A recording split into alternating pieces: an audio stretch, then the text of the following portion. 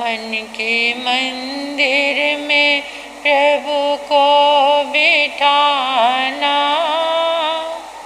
बात हर एक के बस की नहीं है। मन के मंदिर में प्रभु को बिठाना।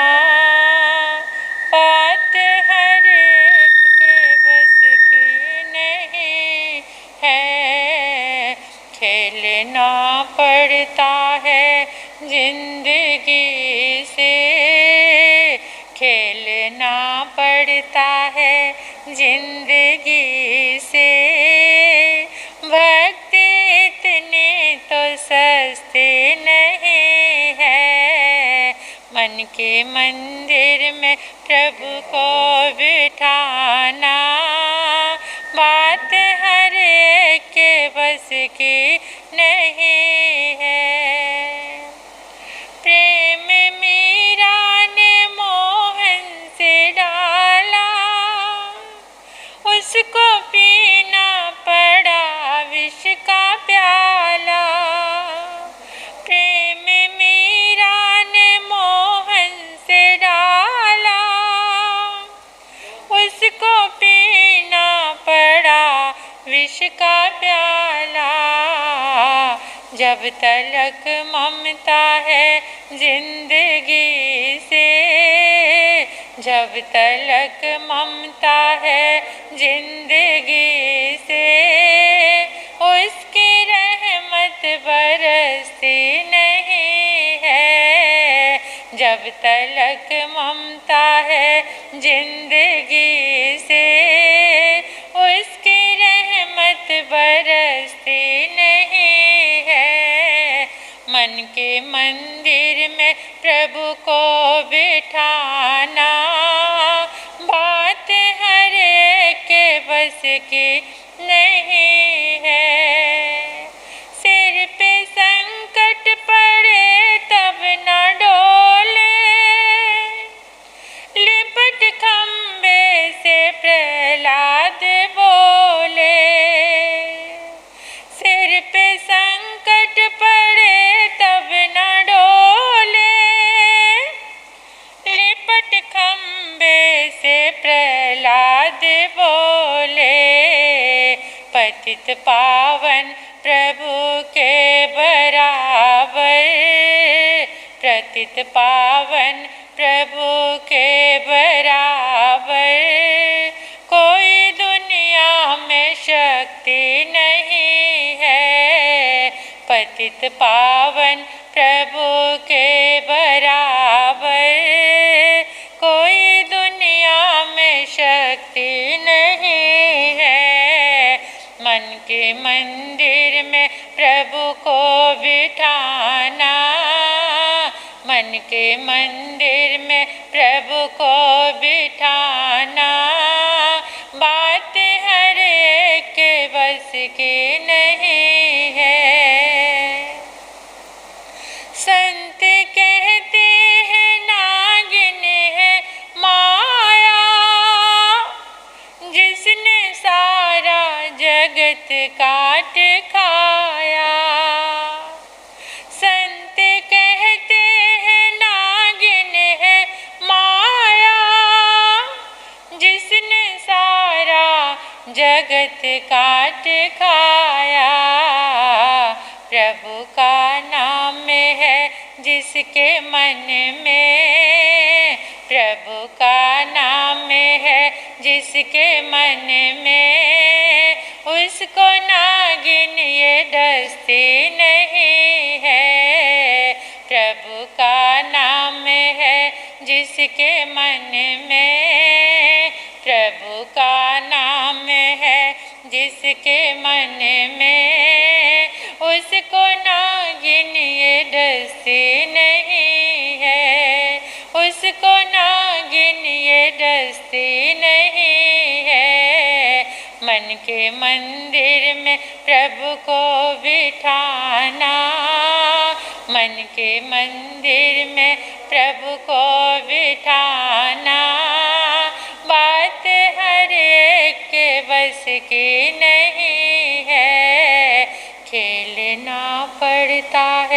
जिंदगी से खेलना पड़ता है, जिंदगी से। भक्ति इतनी तो सस्ती नहीं है, भक्ति इतनी तो सस्ती नहीं है।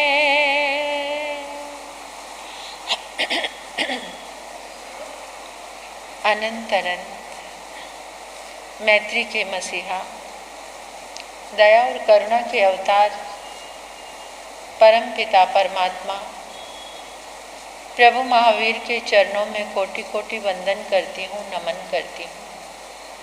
अरिहंत परमात्मा श्री मंदिर स्वामी भगवान के पावन चरणों में कोटिश वंदन नमन।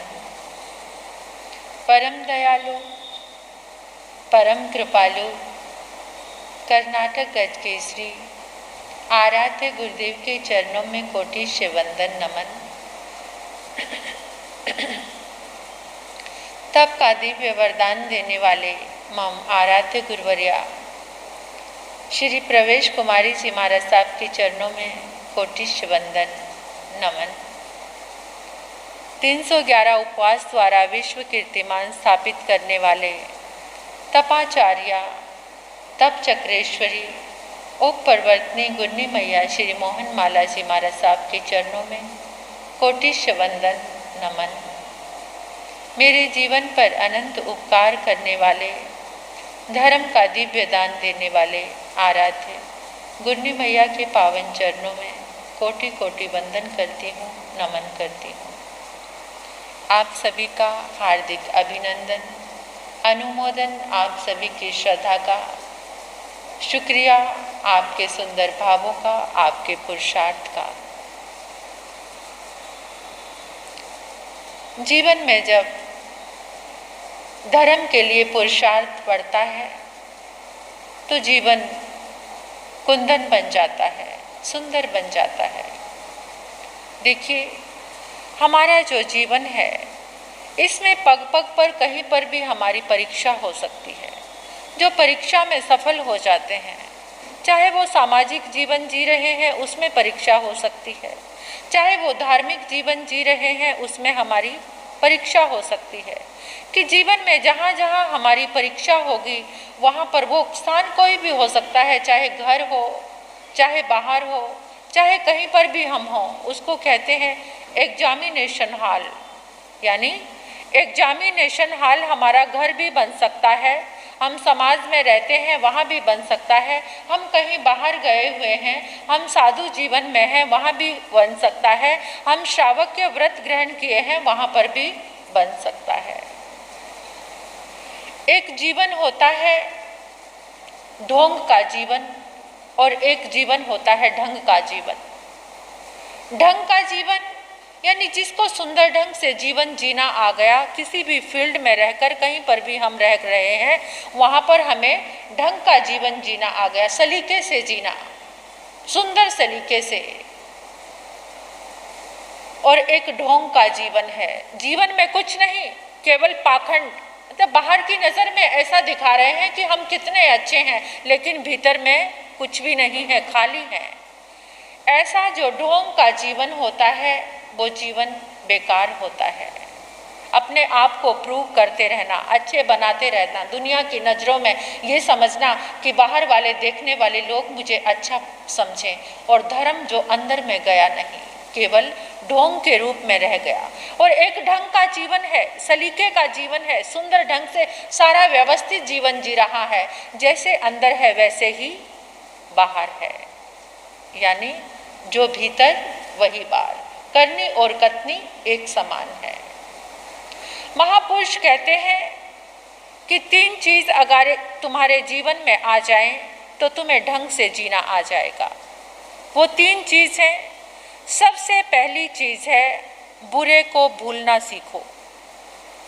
सबसे पहली क्या चीज़ है? बुरे को भूलना सीखो।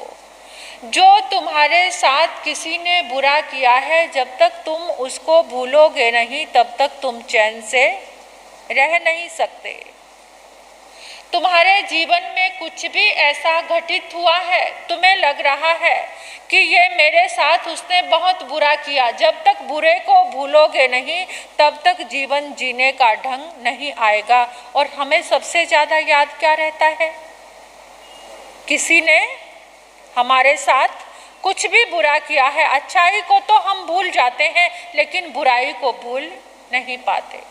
कितने 10-20 वर्ष भी हो जाएं तब भी वो बात दिल में जगह किए रहती है, दिल में घर किए रहती है। उस बात को हम भूल नहीं पाते, और उस बात को हम भूल नहीं पाते तो हम अच्छे से जीवन जी भी नहीं पाते।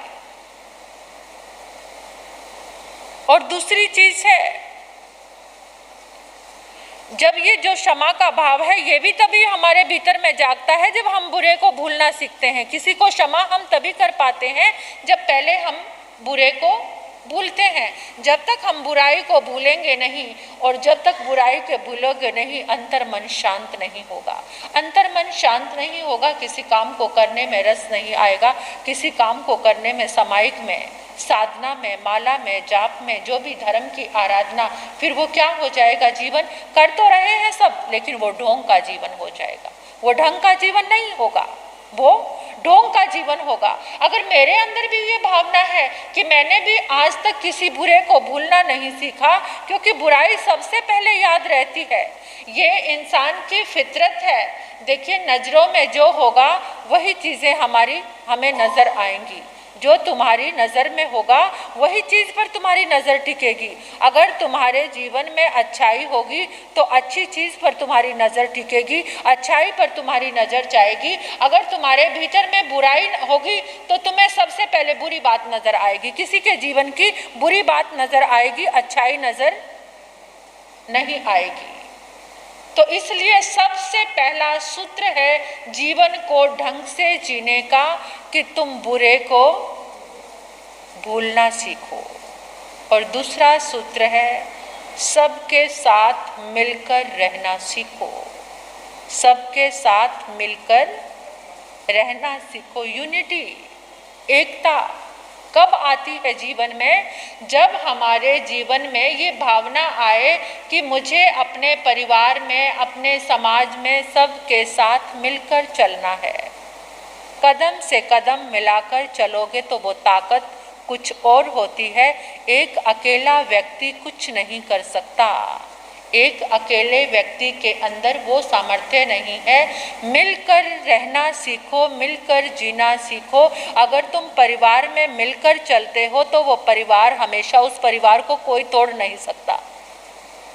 जब तुम्हारे जीवन में ये भावना आ जाती है कि मुझे एकजुट रहना है, एकता से सबके, मेरे साथ परिवार में जो लोग हैं, जब तुम्हारे भीतर में ये भावना आ जाती है कि समाज में जितने लोग हैं उनके साथ मुझे मिलकर चलना है, तो वो समाज भी क्या हो जाता है? सफल हो जाता है।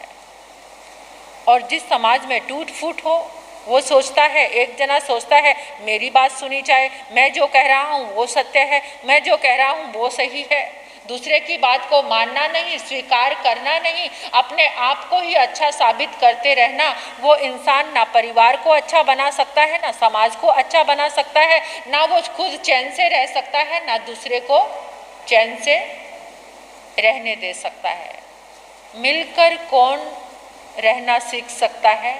जो बुराई को भूलना जानता है। जो बुराई को भूलना नहीं जानता वो मिलकर रह नहीं सकता।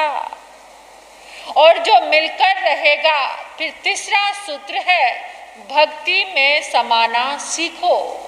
भक्ति यानी जो भी तुम जिस काम को कर रहे हो, जिस आराधना में तुमने अपने आप को लगाया है, उसमें पूरी तरह से समर्पित हो जाओ, पूरी तरह से समा जाओ। तब देखना क्या रंग आएगा तुम्हारे जीवन में। करते तो हम बहुत कुछ हैं, समय भी देते हैं, लेकिन 100% नहीं देते। हम उसमें पूरी तरह से समा नहीं सकते। कल हमारा एक विषय चला था कि हमारी जो भावना है, हम यानी भक्ति में कब समाना सीखेंगे? जब हमारी भावना कैसी होगी? उत्कृष्ट होगी। मन से, वचन से, काया से जब हम अपने भावों में 100% सत्य होंगे, राइट होंगे, ऑनेस्ट होंगे, तभी हम किसी चीज़ को पूर्ण रूप से प्राप्त कर सकते हैं।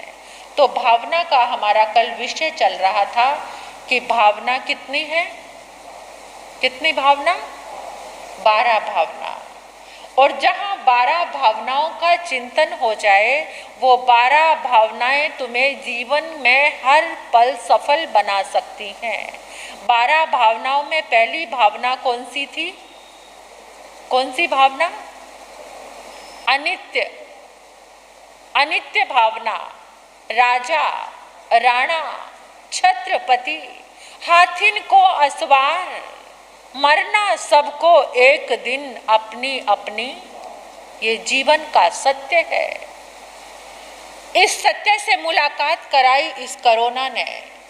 कोरोना ने कितने लोगों को ये सत्य समझ आया कि मृत्यु सत्य है, कभी भी कोई जा सकता है। हंसता खेलता जीवन चला गया, आंखों के आगे सब ओझल होते चले गए और हम देखते ही रह गए, कोई कुछ कर नहीं सकता। अनित्य भावना। भावना किसे कहा? कल मैंने ये आपके समक्ष बताया था कि भावना कहते हैं हमारे आचार्यों ने, हमारे आगमकारों ने आगमों में इसे अनुप्रेक्षा कहा है। अनुप्रेक्षा का मतलब है अनु प्लस पर प्लस इच्छा। अनु सूक्ष्म रूप से, पर विशेष, इच्छा देखना। यानी आया था कि जो हमारी कोशिकाएं हैं, कोशिकाओं में ज्ञान केंद्र है, प्रकाश केंद्र है, एक बिजली का कारखाना है, इलेक्ट्रिसिटी पूरी हमारी कोशिकाओं में इलेक्ट्रिसिटी है। और जब हम अपनी कोशिकाओं में अपनी भावना को बार बार भेजते हैं, बार बार भेजते हैं, तो उसका प्रभाव कैसे भेजना? आपने सुबह उठकर सोचा कि आज का दिन बहुत अच्छा है, आज देव गुरु धर्म की कृपा से मेरा ये काम जरूर बनेगा। आपने रोज ये भावना भानी शुरू कर दी, तो वो भावना आपकी कहाँ पहुंची है? आपकी कोशिकाओं के पास पहुंची है। कोशिकाओं में क्या है? ज्ञान केंद्र है, प्रकाश केंद्र है, ये इलेक्ट्रिसिटी है, यानी बिजली, विद्युत है, विद्युत का प्रवाह है। और ये तीनों चीज़ें मिलकर हमारे मन के पास जाकर इंफॉर्मेशन देती हैं। मन उससे प्रभावित होता है, और जब मन उससे प्रभावित होता है तो वो भावना हमारे रंग लाती है, यानी वो भावना मजबूत हो जाती है। फिर इस भावना के द्वारा तुम किसी भी चीज़ को छोड़ना चाहोगे, किसी भी चीज़ को पाना चाहोगे, वो तुम उसको पा सकते हो। आजकल तो जगह जगह ऐसी स्पीच आ रही हैं, आपके पास ऐसे प्रवचन पहुंच रहे हैं कि हम जितना पॉजिटिव थिंक रखेंगे, जितनी पॉजिटिव सोच रखेंगे, उतने ही हमारे काम अच्छे बनेंगे। सुन रहे हो ना? सब जगह से सुनने के लिए बहुत सारी चीज़ें हमारे पास आ रही हैं, लेकिन उसको हमें करना है।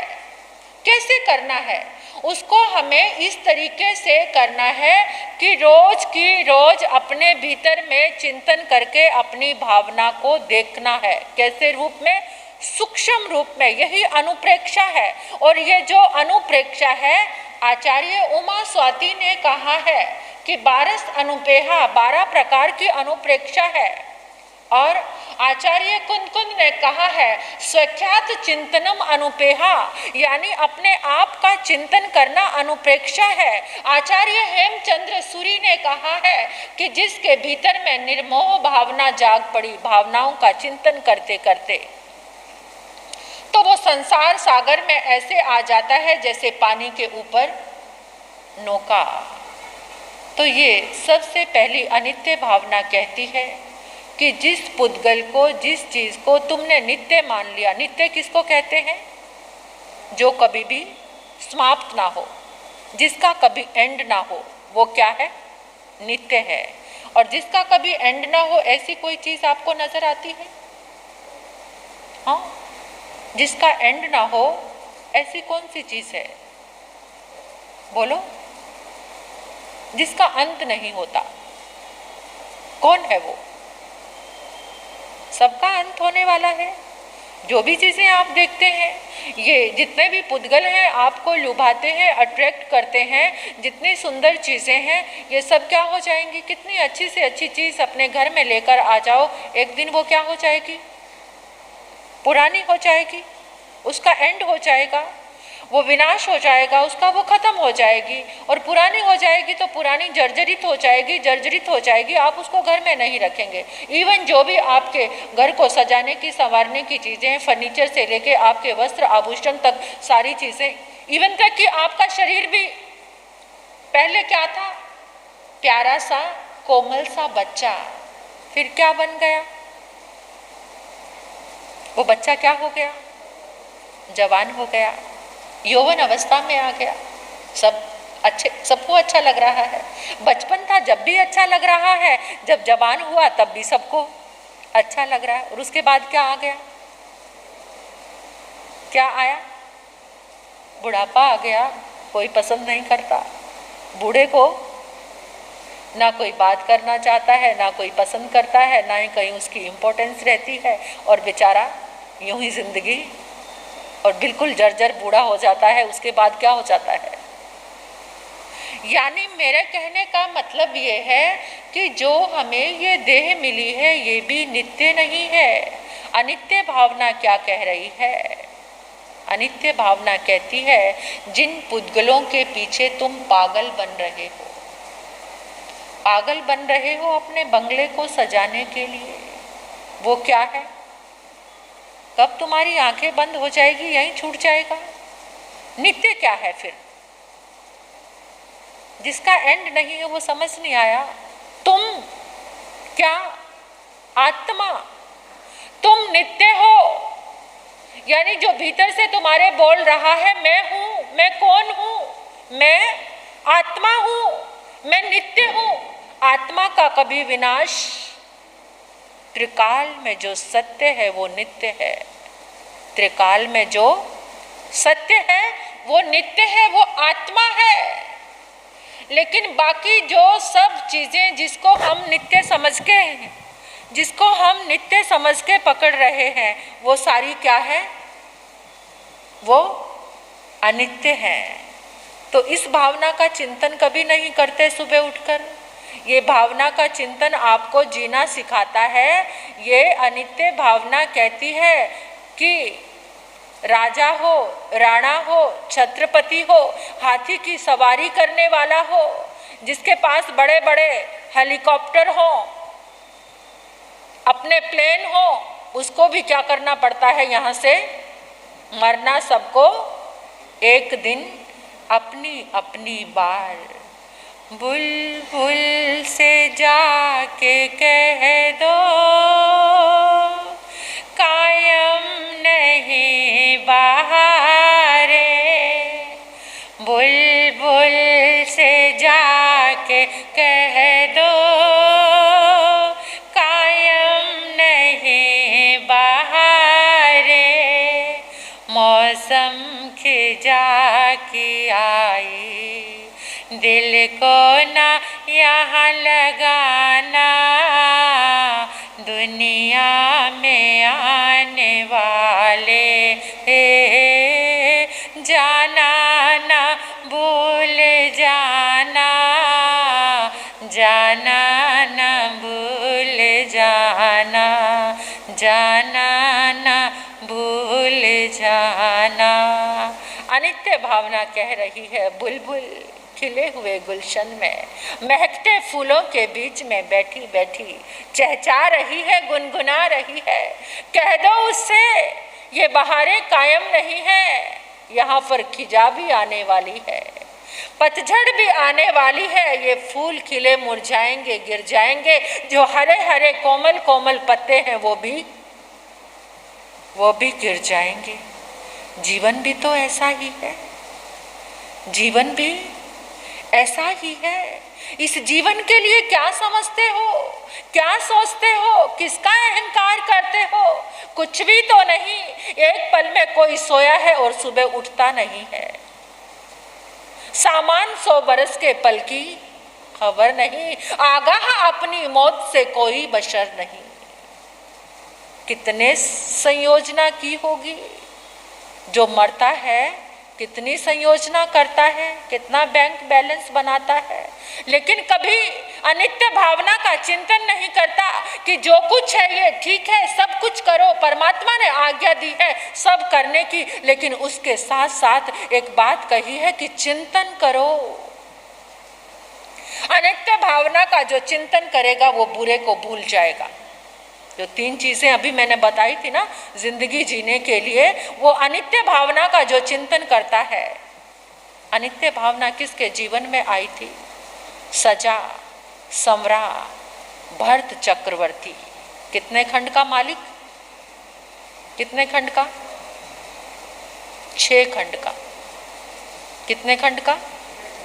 6 खंड से आगे और कुछ नहीं है। 6 खंड को विजय करने वाला चक्रवर्ती होता है, और वो 6 खंड का राजा।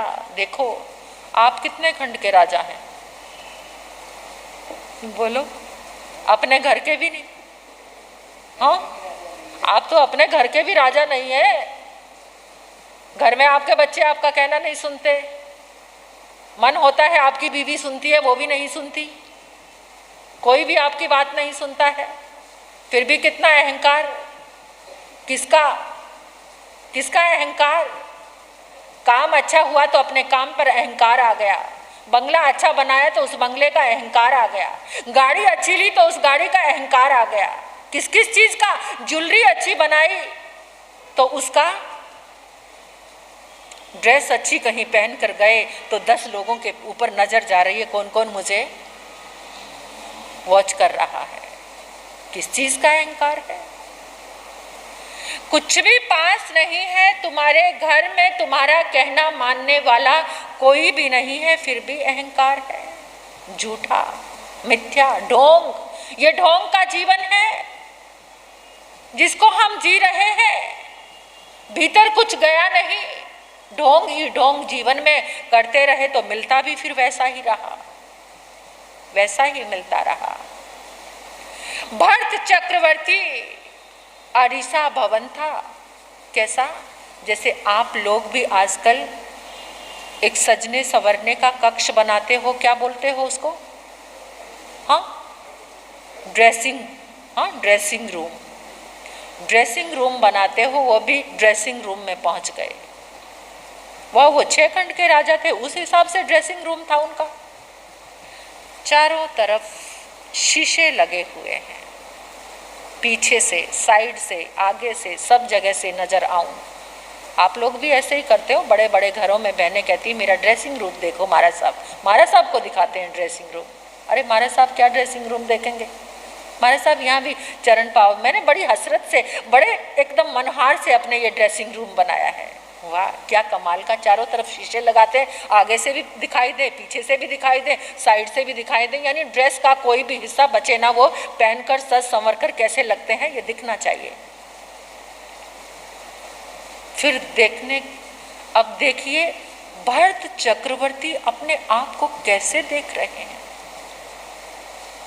सजे संवरे, बाजूबंद, गले में हार, हाथों में अंगूठियां, सिर पर मुकुट लगा हुआ है। क्या रूप है, क्या लावण्य है मेरा, मैं कितना खूबसूरत हूं। आप लोग भी सज संवर के कभी सोचते हैं ऐसा? सोचते ही होंगे। जिस समय अच्छे से जेवर पहनकर, सुंदर ड्रेस पहनकर क्या कमाल का लग रहा है ना। और दर्पण में, शीशे में तो हर कोई अपने आप को देखकर समझता है कि मेरे जैसा कौन है। समझते हैं ऐसे सज संवर के। ऐसे ही भरत चक्रवर्ती भी सोच रहे थे। इतने में क्या हुआ, सजे संवरे भरत चक्रवर्ती, एक उंगली की जो अंगूठी है वो नीचे गिर गई। उंगली की अंगूठी नीचे गिर गई। भरत चक्रवर्ती देखने लगे, मेरा हाथ, ये उंगली, और उंगलियों की अपेक्षा ये उंगली भद्दी लग रही है, खराब लग रही है। जिसमें अंगूठियां पहनी वो सारी उंगलियां इतनी सुंदर दिख रही है, और ये एक उंगली, क्या मेरी उंगली की शोभा इस अंगूठी से? ऐसा चिंतन चल पड़ा। दूसरी उंगली की अंगूठी उतार दी, तीसरी उंगली की अंगूठी उतार दी, सारी उंगलियों की अंगूठी उतार दी, बाजूबंद उतार दिए, कंगन उतार दिए, गले का हार उतार दिया, सिर से मुकुट भी उतार दिया। क्या इन बाहर के पुद्गलों से मेरी शोभा थी? क्या ये बाहर के पुद्गल मुझे शोभायमान कर रहे थे? मेरा अपना सौंदर्य कुछ भी नहीं? क्या आपके भीतर ऐसा चिंतन, ऐसी भावना कभी जागी? ऐसी भावना कैसे जागेगी? हम तो बूढ़े शरीर को भी जवान बनाने की कोशिश करते हैं ना, सफेद बालों को काला, और क्या क्या करते हैं पता नहीं। बहनें तो क्या क्या जा जाकर करवाती हैं ब्यूटी पार्लर में कि चेहरा कैसे दिखे, जिसके हमको तो नाम भी नहीं मालूम है। लेकिन बुढ़ापे से कोई बचा नहीं सकता। कितनी भी ताकत लगा लो, कितना भी कुछ कर लो, बुढ़ापे से कोई बचा। थोड़ी देर का वो चमकता चेहरा जो ब्यूटी पार्लर से आओगे, 2-4 दिन के बाद फिर असलियत में आ जाएगा, फिर वो असली चेहरा बन जाएगा। थोड़ी देर की चमक थी, वो चमक खो जाएगी, क्योंकि वो चमक कैसी है? टेम्परेरी, परमानेंट नहीं है। जो चीज तुम्हारे पास परमानेंट है, तुम हर पल उसकी अवहेलना, उसको इग्नोर कर रहे हो। जो टेम्परेरी है उसको पकड़ रहे हो, जो टेम्परेरी है उसके पीछे पागल होकर दौड़ रहे हो। ये देह टेम्परेरी, ये श्रृंगार टेम्परेरी। भरत चक्रवर्ती सोचने लगे, ये सब कुछ क्या है? क्या है ये? कुछ भी तो नहीं। इनसे मैं अपनी शोभा समझ रहा था, इस श्रृंगार से अपना जीवन समझ रहा था, ये कुछ भी नहीं है। और एकदम अंदर इतना जागरण हुआ, किस अनित्य के पीछे दौड़ रहा है भरत? देख, एक उंगली से अंगूठी गिरी तो वो सुंदर नहीं दिखी? क्या तेरे आत्मा का सौंदर्य कुछ भी नहीं है? क्या तेरे भीतर का सौंदर्य कुछ भी नहीं है? इतना चिंतन चला कि उसी कक्ष में खड़े खड़े, उस ब्यूटी पार्लर में खड़े खड़े, उस ड्रेसिंग रूम में खड़े खड़े भरत को क्या हो गया? क्या हो गया? केवल ज्ञान हो गया, केवल ज्ञान और केवल दर्शन हो गया। ऐसा चिंतन कभी चला है? एक दाग कहीं चेहरे पर नजर आए और उसको भी छिपाने की कोशिश करते हो, बल्कि और चेहरे को असलियत देखने की कोशिश। असलियत से बड़ा डर लगता है, सत्य से बड़ा डर लगता है। झूठ से प्रेम है, झूठी प्रशंसा, झूठा ढोंग, झूठी चीजें, ये सब हमारी जिंदगी की पर्सनैलिटी बन गई है, ये सब हमारी जिंदगी के मायने बन गए हैं। उसी समय भरत चक्रवर्ती के भीतर में अनित्य भावना जागी और कहने लगे, राजा राणा छत्रपति, हाथिन को असवार, मरना सबको एक दिन। अनित्य भावना भीतर। अरीसा भवन में को देखकर कोई भाव जागता है, तो ये अनित्य भावना पुकार कर कहती है कि अचेय कालो तरंति रायो नैया विभोगा पुरिसाण निचो। ये रात्रियां दौड़ रही हैं, ये दिन दौड़ते चले जा रहे हैं, ये क्षण क्षण क्षण तुम्हारा बीतता चला जा रहा है। जो तुम्हारे पास है, पानी की बूंद, ओस की बूंद को देखा, वो ओस की बूंद क्या है? कितनी देर की है? उतनी देर की जीवन की चमक है। हाथ में पकड़ा हुआ पानी, अंजलि में पकड़ा हुआ जल। मत कर काया को अभिमान, मत कर माया को अभिमान, कायागार से काची। मत कर माया को अहंकार, मत कर काया को अहंकार, कायागार से काची।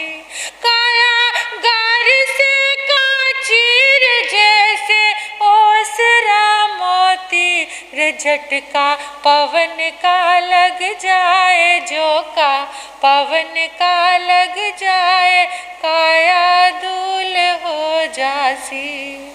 रे झटका पवन का लग जाए, झोंका पवन का लग जाए, काया धूल हो जासी। ऐसी है ये अनित्य भावना। कल दूसरी भावना आएगी। इन भावनाओं का कुछ चिंतन और मनन करेंगे और आपको पता चलेगा कि ये 12 भावना है क्या। 12 भावनाओं का किया गया चिंतन तुम्हारी भावनाओं को मजबूत बनाएगा, तुम्हें भीतर लेकर जाएगा, तुम्हारे अंतर में लेकर जाएगा। इसी के साथ मैं अपने वक्तव्य को विराम दूंगी। गुन्नी जी महाराज